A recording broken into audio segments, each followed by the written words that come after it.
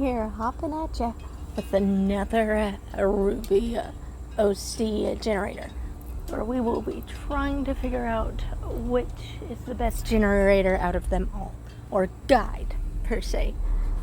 I could say I was going to upload one yesterday, but I was not happy with what I did, and I did not even manage to finish what I had done. So today is a fresh new start. It is a Monday. Perfect. Plus, I could have used Sunday for what it should have been used as.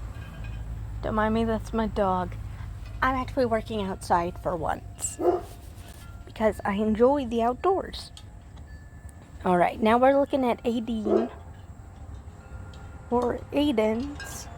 Tumblr post of a comprehensive RWBY OC creation guide, which I will tell you, Aiden, I will be ranking you on that.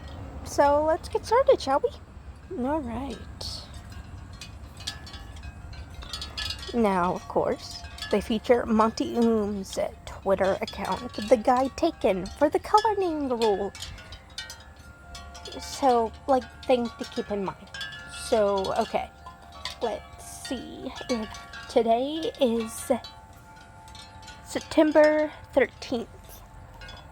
So, we will do 9/13 guide. And I will tell you, we will no longer be working on Team Cyan. Not because I did not like my Little Mermaid character, but because it's fit in a team format. And, well, team format will just take a very long time to make a comprehensive guide. But I will be using the best top-rated guide to finalize Team Cyan, and I will actually show you that process. But now, we will be working on something else. So, let's get started.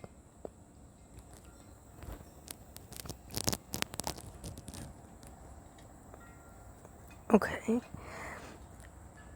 Character inspiration. A good majority of characters have a strong ties to other fictional figures of note.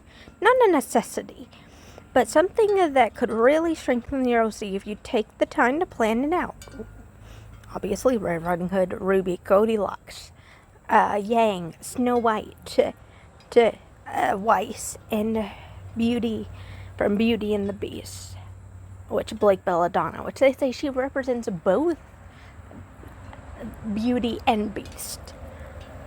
Interesting ideal, but it fits in with ties. And of course, Thor, Achilles, Mulan, Joan of Arc, Velveteen Rabbit, Sun Wukong, Glinda Goodwitch.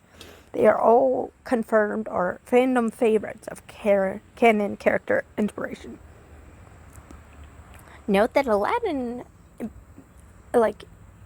Emerald's illusion being Aladdin, is an inspiration point. So, fables, folklore, myth, all great places to start. Note that it's usually the aesthetics of the story more than the plot particular with their story. So, I find that interesting that they put up, it's aesthetic-wise. It has nothing to do with the actual story. So, as in, if you're doing Disney princesses like I am doing, I am not supposed to fully be taking from their stories, but more of their aesthetic-wise. Which, this could actually be interesting for my guide. Get off me, bug. One bad thing about working outside, bugs, and I do not like them. Anyways. So, of course, let's go over our illusion for today, shall we? My illusion will be Rapunzel from, whether it be from Tangled or Rapunzel in itself. I choose her simply because she is my favorite Disney princess. I still believe she is, especially when I look at the current lineup. I don't think I enjoy any other Disney princess as much as I do Rapunzel, outside of, Ariel or Cinderella. Cinderella's already taken. Ariel's used for Cyan, so we'll be using Rapunzel for this from like now on, per se. And maybe I'll like actually follow the guides and show you like a speed paint of it following as like a follow-up. Now, I could say, everyone say, oh, you can't use Rapunzel because Salem resembles Rapunzel. And I could say that is like a minute symbolism. When right now it's very obvious she's the Wicked Witch of the West. Like, that's what she's playing. Plus, I prefer singular illusions for characters. I know it might feel like that's boxing them in, and you're probably right. But singular illusions don't muddy up your character design. So, knowing that they basically only take like one aspect, as in from the name Girl and Tower, and her being isolated by her father, though originally it was like the witch. So, I mean, not too bad. Let's go on with that. So, the aesthetics of her story. Oof. Now, for me, I wish they would explain what aesthetics mean. Because I genuinely am confused by the idea of aesthetics. I don't know if it's things they resemble or what it is. So, creating looks off of aesthetics is going to be interesting. Because, like, I know she has, like, especially since I'm going the Disney route, it was a profound Disney princess. The only princess film I remember actually rewatching, like, more than once. Unlike, like, Cinderella to A Twist in Time. I did watch that one, like, embarrassingly too many times. So, for Rapunzel's aesthetic, definitely a woodland art vibe. So this is going to be interesting, especially following that. The woodland art medieval. I can't forget medieval vibe. Alright. Colors. Now here, maybe it's just because you can just look at the color naming rule and go from that. Okay, now, Rapunzel's color. This is going to be interesting because I don't know which color I should choose for her. So, let's go to name that color. It's taking me to something else. Ah. I find this interesting. It's created to, like, help you differentiate different color names. That's very impressive, actually. Especially knowing some people either can't see those hues or, as he says, most guys are not privy to, like, the differences of colors. Why women are, I don't know. It's, like, such a tedious thing, realistically, to me. But we do. Alright, so we already have, like, the purple color, which she does have that. Everyone says purple, resembling a royalty. It's a pink. I think a purplish pink will actually fit her better, so how do I actually make the wheel work from here, though? Do I tap it? I do. Okay. Electric violet. Still too. Here we go. Still want to keep it within this vein. Still Electric Violet is the name, and I just don't understand. Lavender, perfume, heliotrope, or heliotrope, lavender again, Electric Violet, Scarlet Gum. Such interesting names. Really are. Oh, mauve. How marvelous. I'm sorry. Don't kill me for that. Mauve looks like the color I'm going for. So, a mauve. Mauve.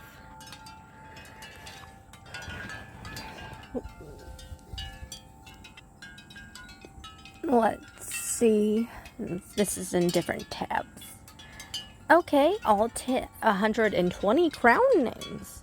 Crayon. I get in trouble for it quite a bit, especially for my dear boy. Mahogany.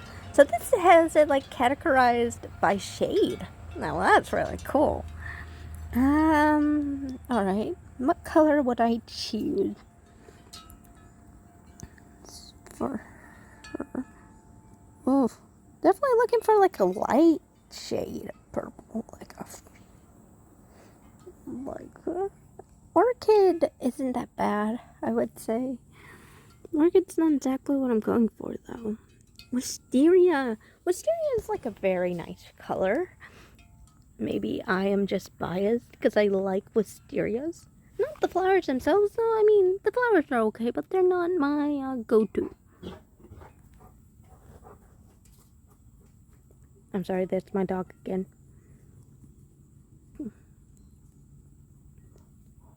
Plum, magenta, orchid. Really, wisteria is like the closest. It's funny, I'm looking at like all the colors and I still don't see the color that like resembles or gives me Rapunzel vibes. So I don't think this one works, at least for me. Now there's 20,000 names.com color names. Oh my, okay. I've used this a couple times because I am a color connoisseur, so I get into it. Let's see. What can I find here for me? I need to see if I can find it. Let's go to 4. What does 4 have? White. Still not looking for that. Thank you very much. Yellow. Yellow. And here's like miscellaneous, so I assume not exactly, but bay color, cream colored, milk color, rust, amber, carnation, flesh colored. Ooh, that doesn't sound too good. Wine colored rose. Kind of art. I would have definitely used that for a Belle inspired. Oh, see, I would have, because, well, it's the wine colored rose. I'm surprised they did not add the rose motif more clearly within the confines of Belle. Then again, I realized they lack a lot of red for their princesses traditionally, and maybe it's within their color rule. I don't know. Red is maybe seen like a heck of a whole lot within like either villains or male characters. That's why Moana wearing red's like a pretty good breakout for color. Woo! Pink colors. I mean, this isn't too bad. Pimby, Huang. Sorry, sounds like I'm joking on something. Huang. I'm sorry, that is probably someone's name. Huang. Honestly, I do love Asian names more than I do others. So please don't take it as I am racist. I get that already, just for my skin complexion. It's a very beautiful name, though. Pink Rose. Probably shouldn't say it was such an accent. I'm the asshole here. I'm sorry. I apologize. Calfore Island. Violet. Like islands. Islandine. Ianth.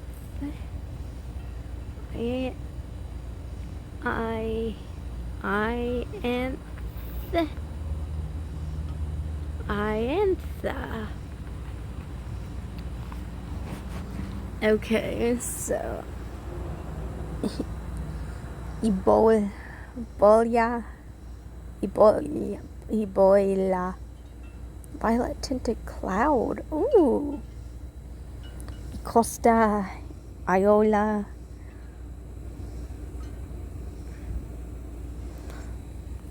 Iola.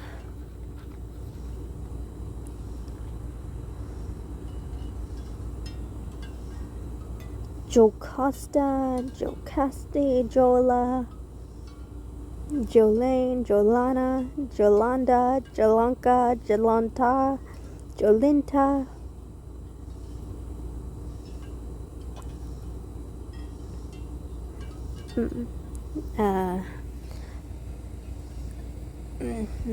Manishkag, Lavender, Lujubica, Vi, Viola, Violet, Violetta,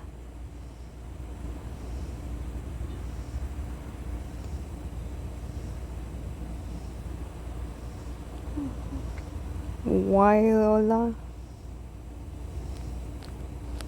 Again, I don't feel like I'm like experiencing anything super great from these, so the color name I don't think I'm getting too well on, and I wish that I did. Emblem. Okay, so the emblem for Rapunzel. Rapunzel's emblem.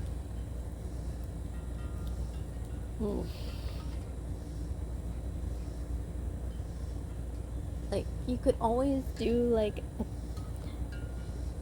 emblem. I see it as like a paintbrush out of the sunflower.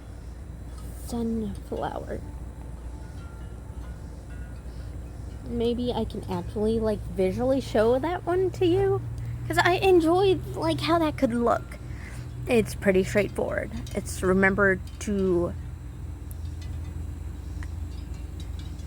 basically remembered. So this could be interesting. Now, aura. Each character has an aura that protects them. Make sure that they can take a beating without dying. Which is important to the action-heavy world. Comes in a color. Used defensively. It has been proposed to fans that using aura offensively or defensively can be draining. Not canon fact, but something to consider when creating your character. So, of course, it definitely actually brings in aura. Again, this is like the first guide I know of that actually talks about aura and emblem. Like, other guys have not talked about that. So I'd say it's pretty good on that one. Aura. Really color for hers. I'd like it to emit that pinkish purple hue. Keep it in sync. Now, semblance. Oh, I dread the semblance parts. I really do, because, like, I understand what it is for semblances. Like, I do. I don't like them because of that. Because they're, like, I think the hardest thing they have ever created.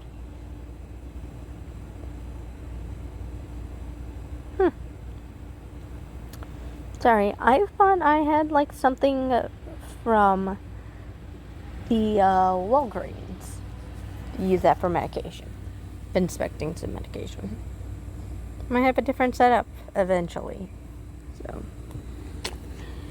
So take the form of a unique ability and do not appear to be linked to aura. Pure semblance. It takes on a black color, different from her aura. There's room for overlapping semblances. So I love the idea that they actually do realize that there are overlappings in the actual world of RWBY when it comes to semblances. While others say, oh, you can't use any canonical semblance, the canon in itself already does. So, okay. Now, semblance. And I realized they typically only resemble like one sort of superpower per se. So, what would I make for Rapunzel's? I would say creation, like creating, like creating weapons mentally. I think that would be something she would use. And of course, it's limited. And of course, as all semblances are, you know, you can't just keep using it. It will take a lot of energy out of your character. So, yeah, she'll have to be careful with her semblance because of that. Weapons. Note that weapons other than a gun are gun adaptation. This is common, but not a rule. So I love the fact that, yes, for me, when I first was watching RWBY, I always thought it had to be like a gun slash whatever combo. Well, because of course guns are good for long range attacks. But I'm happy I don't have to include a gun because for my Rapunzel-esque character, a gun just does not seem possible unless you're looking at like paint. So let's see. They give you swords, not bad, axes, daggers, close range, blunts, and then like others, then ranged. Oh, and shields too. Shields are used as weapons. Not bad. So Rapunzel-esque weapon. What would I give this character? Which I feel bad that the rules seem so vague on that one that I didn't get a whole lot out of it for this character, so she doesn't even have a name. That's pretty bad, I would say. Swords. Obviously, I can see a sword for her. So I would go a sword and like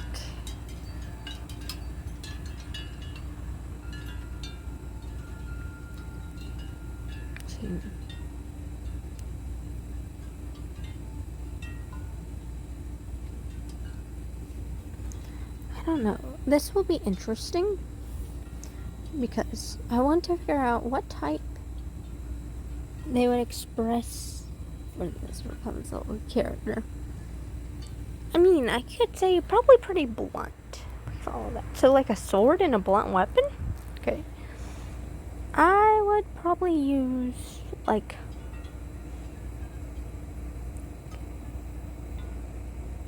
a claymore? I don't know. Rapier.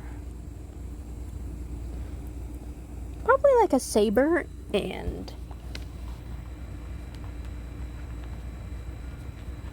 plus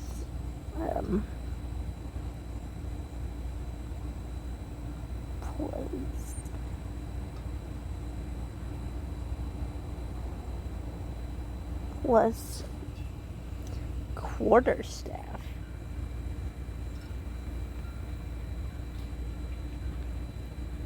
Now, designing weapons will be the most interesting part because I am not a weapons designer. I am a character designer, though.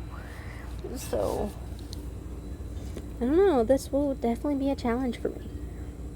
So, I'm only sad this is not a very long guide for the most part. But I think I do have more out of it than I traditionally would have. So, I can't be too upset. Now, let's go rank it. Alright, so we are ranking it based on clarity, success, and knowledge. Same as always. Now, clarity. I would give it ranking out of 5, obviously, for all. I would give it perhaps a 3 out of 5. Now, I choose this, which most of them actually are a 3 out of 5. I say it because some are Some rules are are explained more than others. I really wish the color rule had been explained probably the most, because they tried it pretty well with semblances, which I don't blame them for not really doing that one very well, because I feel like semblances are like the hardest concept to wrap around. The colors are essential, and what little they provided, I barely have anything to show from. But outside of that, everything else was pretty clear. I mean, maybe I should be more honest and make it a 4 out of 5. Nah, I'll keep it a 3 out of 5 more or less, because I can't change that now. But I could say they did not do that bad. As success, I would say, like, I argue a 5 out of 5. I will probably do a 4 out of 5 though. I argue a 5 out of 5 because maybe I am like underestimating how well this guide was. Like, I have actually a weapon for once out of this, which I don't remember getting out of past sessions. I actually have an idea of an emblem, which I hadn't even thought to add before. And of course, thinking about how to realistically add your illusions. They typically would say that you have to have the illusion, but they don't say how to necessarily, how are you meant to add that exactly. So, yeah.